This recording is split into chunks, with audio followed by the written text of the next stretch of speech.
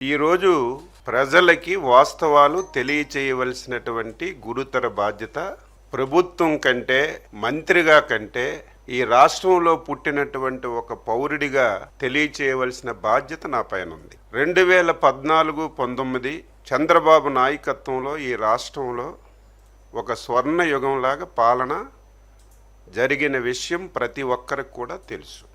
2019 ఎలక్షన్లలో ఒక్క అవకాశం అని చెప్పి అధికారంలోకి వచ్చిన విషయం కూడా ప్రజలందరికీ కూడా తెలుసు. ఆ అవకాశాన్ని ఉపయోగించుకొని రాష్ట్రాన్ని ఏ విధంగా విధ్వంసానికి గురి చేశాడు, రాష్ట్రంలో ఉన్నటువంటి వ్యవస్థలన్నీ కూడా ఏ విధంగా భ్రష్టు పట్టించాడో 2024 ఎలక్షన్లలో ఫలితాలే ఒక నిదర్శనం అని చెప్పి తెలియచేస్తున్నాను.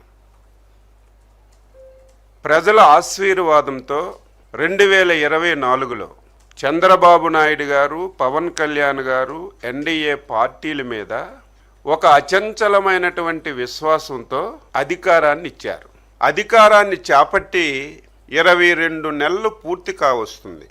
నేను కూడా సీనియర్గా ఎమ్మెల్యేగా ఉన్నాను, మంత్రిగా పనిచేశాను. గత ప్రభుత్వంలో జరిగినటువంటి విధ్వంసాన్ని దృష్టిలో ఉంచుకొని మళ్ళీ ఇంత తొందరగా ఈ రాష్ట్రాన్ని గాడిలో పెడతామని చెప్పి నాలాంటి వాడు కూడా అనుకోలేదు. సమర్థవంతమైనటువంటి చంద్రబాబు నాయుడు గారు, కేంద్రంలో ఉన్నటువంటి మోడీ గారు ప్రభుత్వం సంపూర్ణ సహాయ సహకారాలు అందించటం వల్ల 22 మాసాల్లో వ్యవస్థలన్నీ గాడిలో పెట్టి, చిన్నాభిన్నమైనటువంటి ఆర్థిక వ్యవస్థని లైన్లో పెట్టి, ఎవ్వరూ ఊహించని విధంగా ఈ రాష్ట్రంలో అభివృద్ధిని, సంక్షేమాన్ని ముందుకు తీసుకెళ్లిన విషయం కూడా రాష్ట్ర ప్రజానీకానికి ఒక్కసారి గుర్తు చేస్తున్నాను.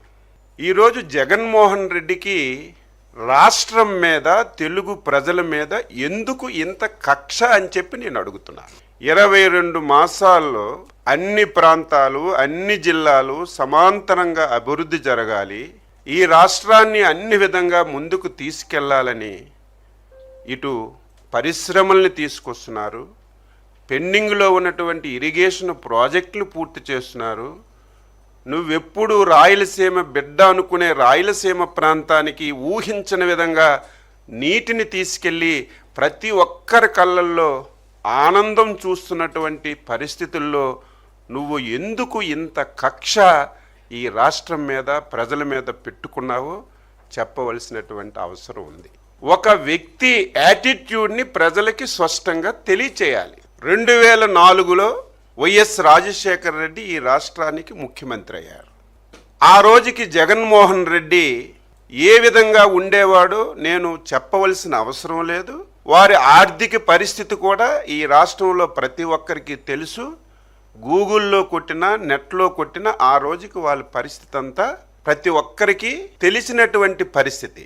2014-2004 మధ్యలో మొదటి రాజశేఖర రెడ్డి ముఖ్యమంత్రిగా 2004లో అయ్యేటప్పుడు తండ్రి అధికారాన్ని అడ్డం పెట్టుకొని వేదనగా డబ్బులు సంపాదించాడు. దాని జోలికి కూడా అవసరం లేదు, వెళ్ళవలసిన అవసరం లేదు, అందరికీ తెలుసు.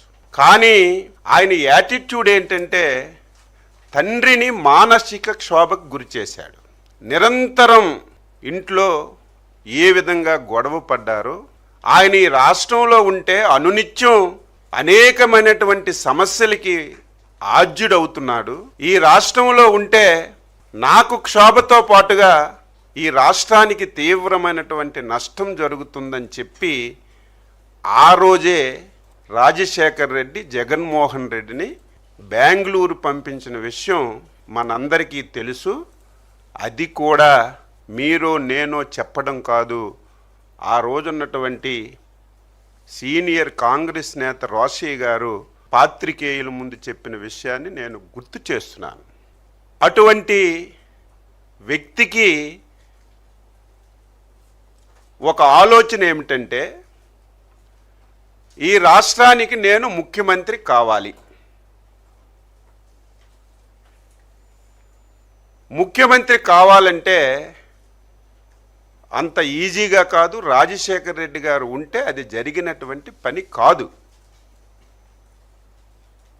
2009లో మళ్ళీ ఎలక్షన్లో రాజశేఖర రెడ్డి ముఖ్యమంత్రి అయ్యాడు.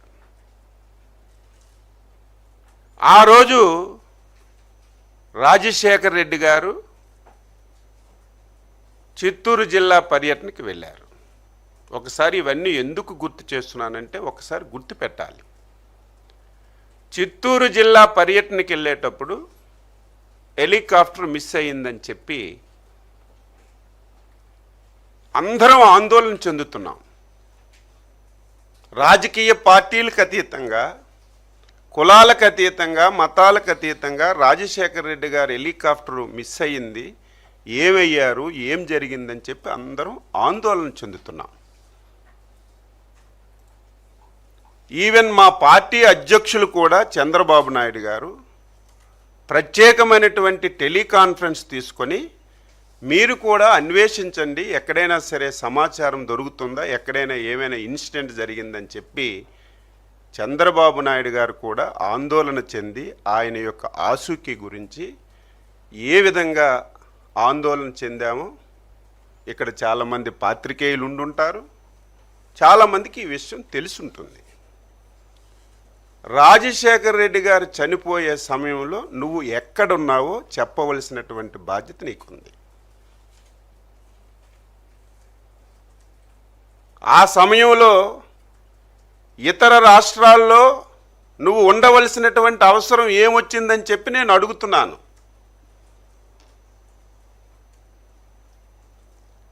ఆ సమయంలో పోలవరం టెండర్లు చనిపోయిన రోజునే 100 కోట్ల రూపాయలు టెండర్లు ఆన్లైన్లోకి ఎక్కించి టెండర్లు పిలిచినటువంటి పరిస్థితికి ఆన్సరు నువ్వు చెప్పవలసినటువంటి అవసరం ఉంది.